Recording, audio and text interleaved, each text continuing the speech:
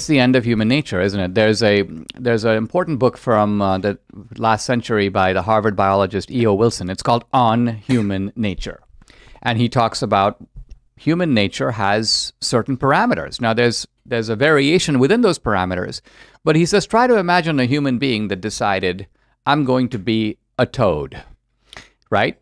He goes, but I mean, not just I identify like a toad, like I want to look like a toad or wear a toad costume or something, but I want to be a toad. I am a toad. In fact, I'm a toad in a human body. I'm really a toad, but I'm in the wrong body. He goes, you would have to go down to the creek and jump around in the water and eat what toads eat and be a toad, right? Now, imagine if someone actually did that. Now, I think most of us, at least the libertarian streak in us, would be, that's interesting. Let's go check that dude out, you know? But it would be a whole different matter if that guy then began to demand that the whole of society recognize him as a toad, right? And so this effort to not only say, my mind has given me this new identity, but I'm now insisting that you subscribe to this identity. You buy into my illusion, so to speak. Yes. This is where I think we go off the rails. But where are we going? If we do go into this metaverse, we had that Lex Fridman, Mark Zuckerberg interview. Did you guys see it? I think you pointed out I saw clips of it. Where they're animated CGI figures. It looks just like them, and they're talking from across the country, but they're in the same room sitting down, and you can see their bodies and face moving as if they're not, you know, it's real-time generation. Here's what's going to happen. You think it's absurd to recognize the toad person when the whole world is in the metaverse? You're going to walk into your business, you're going to put on your headset, and you're going to grab your controllers, haptic feedback or whatever. Your avatar will be you, regular old Dinesh. Walking, you'll sit down at this table and be like, all right, everybody ready for the production meeting? And there will be a giant toad, and there will be a giant carrot person, and then there will be a Godzilla, and that's how they identify. And so the frog man will be like, I would like to discuss, and you're like, that's what we do now.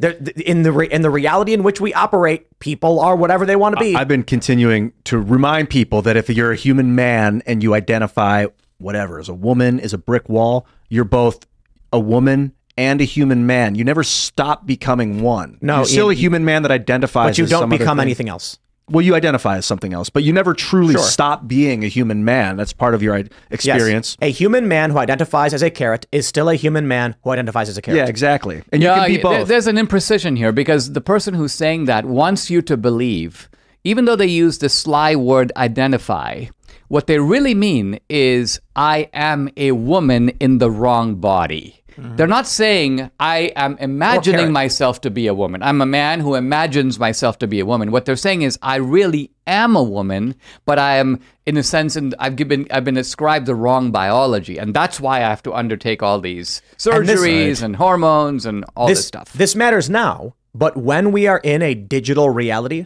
there will be no question, because you'll meet you'll be talking to, as far as you can tell, in virtual reality, a woman. And you'll have no idea that it's a middle-aged, morbidly obese man behind the screen. It's in the movie Surrogates with Bruce Willis. This is the first thing they introduce. It's like there's some hot woman and some dude at a club making out. The movie is about people who use robots to pilot the world for them because it's safer. And then when the person dies, the surrogate of the female dies, they're like, let's go track down the owner and see what happened. They walk into this very beautiful apartment, and there's a 500-pound man in the machine who's dead. And they're like, that's her? Yeah. Yep. That's great. Yep. You get that a little bit in role-playing games like World of Warcraft and stuff, where a dude chooses to play as a female half-elf or a female night elf, and I'm like, well, it's...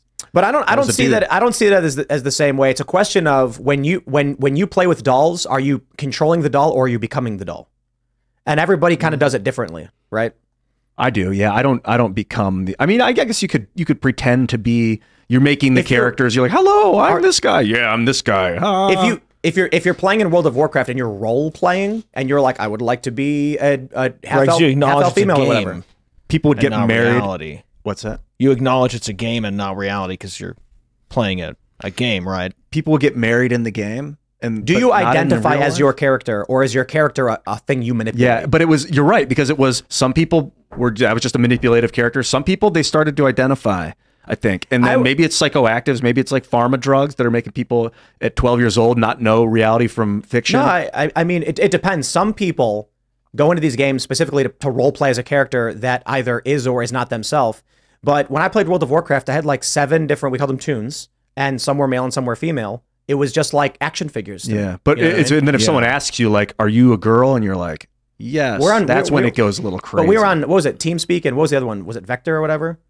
There's a lot of them. Was it? I think it's like Vector Chat. Yeah, I mean, everybody knows who we are. We're hanging out together, and it's like it's like playing with action figures. It's almost as if what's happening in our society is that at one level we're seeing increased clampdown, regimentation, control, governments, elites, and it's not just governments. I mean, our police state is a little bit unique in that it sprawls across the private sector too. I mean, think of censorship. Censorship involves academia, it involves the media, it involves nonprofit institutions, it involves the government and the digital platforms. So an academic will make up a list, right? And let's just say Tim Pool and I are on the list. Got to ban these 2 guys. That list will then be picked up by the Biden administration, which will then sort it. Oh, Tim Pool is spreading lies about the election. Send it over to CISA, the Cybersecurity and Infrastructure Aid. Dinesh is spreading lies about COVID. Send him over to the CDC. So all these agencies compile these lists, but then they don't want to explicitly censor because they might get caught. So they hand it off to a middleman. They go to the Stanford Internet Observatory or the Virality Project. They go, guys, you take this list and you deliver it to the digital platforms. So that way we're out of it. So that they do the handoff, the digital platforms ban you, and the media cheers. And they don't make any specific statements of fact. That way they can't be sued. So I actually dealt with this. I think Stanford claimed that I was one of the largest, me and a few other people were the biggest promoters of disinformation during the 2020 election, which is the weirdest thing to say I did because I have like the most tepid opinions on these things. And we use NewsGuard, which is Microsoft funded. Not like they have a contract deal, so they're getting a lot of financing through a deal with Microsoft. I put out a story where I'm like, hey, look, local Fox outlet says X. And they're like, Tim Pool spreads disinformation. You ask them where or how, they don't have to tell you. And they don't have to argue what is or isn't, and you can't sue them over it. I mean, to me, the most creepy word that came out of the Twitter files was malinformation. So malinformation is information that's true. But harmful to the ideology of the regime. Kind of something like you can take the vaccine and you can still get COVID and you can still give COVID. Well, people go, wait a minute, how is it a, quote, vaccine? Vaccines by definition prevent you from getting it and prevent you... And so that becomes malinformation. It's not wrong. It's actually true. That's why they want to ban you. At first it was, I think it was misinformation. Right. And they were like, some people are spreading information accidentally incorrect. Then it became disinformation. I was like, now they're intentionally doing it. Then malinformation. It may be true, but it is bad for a lot of reasons. I mean, again, flashing back, a generation, disinformation used to mean information that is deliberately false that is put out by a government. Soviet disinformation coming out through Pravda, Izvestia, all these Soviet propaganda. But the idea that an ordinary individual debating a vaccine could be doing disinformation is absurd. You can be misinformed, you could be even malicious, you could be lying, but disinformation, again, that term was ripped out of its original context and used in a completely different context. I mean, I would assume that a citizen could provide disinformation as if they were a Soviet government. Like one brilliant guy that has access to a lot of data could definitely, with a lot of followers, could seed like a false narrative. But the argument was that in a free marketplace of ideas, your peers could check you, they could challenge you. Right. So the idea that you could monopolize disinformation, it wouldn't really work. Whereas on the other hand, if a government was doing it, then they could sort of control the flow of it. Here's the challenge. Let's say the government releases an AI image, and then the people check that image and says, hey, wait a minute, this is AI generated. Then news organizations, through statements made by the government, confirm, actually, it's real. And people, what do? You've got multiple news organizations and a government saying, actually, we checked, it's real. And users being like, we ran algorithms and said it's fake. People are going to be it's just nonsense world. There's nothing that's true anymore. That's where we're entering. We're in this. We're here now to some degree. Think about how often we are told, "Who do you believe, us or your lying eyes?" So take January 6th. Most of us had a pretty good view of what happened. There was a lot of coverage of the event. You could see, there was some episodic violence. There were some clashes. Some of it got pretty bad. There were people who climbed through windows and up the banisters and so on. At other stages, you have people wandering very carefully through the ropes, making sure not to deface or damage anything. And so all of this was right there in front of you to see. But then a whole manufactured narrative came up, which was quite different from what we saw. And the January 6th committee is, believe this. Don't believe what you saw. Yep. I think of that with 9/11 too. When I watch those buildings fall in near free fall speed, just like... Well, you take a look at January 6th being a good example. We did on this show, I think this was almost 2 years ago now. I talked about how on January 6th, we would likely end up with January 6th, we would likely end up seeing acquittals because you can't charge someone with trespass unless they've been warned they're trespassing. And so the problem with January 6th is that many people arrived later on in the day when the fences were removed, the doors were opened by the police, and they walked in confused.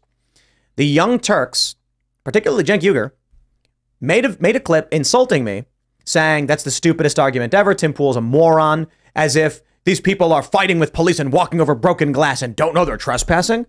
You see, the problem was that Cenk and Anna did not actually know what happened on January 6th. They had only seen what CNN wanted them to see, and they didn't know on the other side of the building, cops opened the door and fanned people in. Well, sure enough, a couple months later, there was a hard acquittal. One man argued to the judge, the police fanned me in. The defense plays a video of the cops going like this and waving him in, and the judge said, you are correct, sir, you are free to go. Case dismissed. And that's not the only one. Another man got acquitted on the trespass charge because the police, he got acquitted on a bunch of charges, including the trespass without warning, but then he got a lighter charge because he climbed over a barricade later on, or something to that effect. There was like a half acquittal. Some of the charges got dropped because the police are seen fanning him in, but then later on he climbed past a barricade or something. But we've seen several people get acquitted because the cops fanned him in. If the Young Turks don't know this, then of course they're going to say, how could Tim say something like this? The problem is an inquisitive mind would say, wait, what is Tim Pool talking about? Right. People didn't know? How is that possible? Let me search for this. Whoa, I didn't realize the cops fanned people in. This is one of the biggest challenges we face right now in the culture war is ignorant anger. But it's even more than that now. It's ignorant. Like, I haven't seen all the videos coming out of Gaza or Israel. I haven't. So I'm ignorant. I don't know what's going on. But then I see videos that aren't real. So I start to think that I have seen what's going on, but it didn't actually happen. Thanks for watching this clip from the Timcast IRL podcast. Hang out with us live Monday through Friday at 8 p.m. and become a member over at timcast.com for uncensored, members-only shows exclusive. Thanks for hanging out, and we'll see you all next time.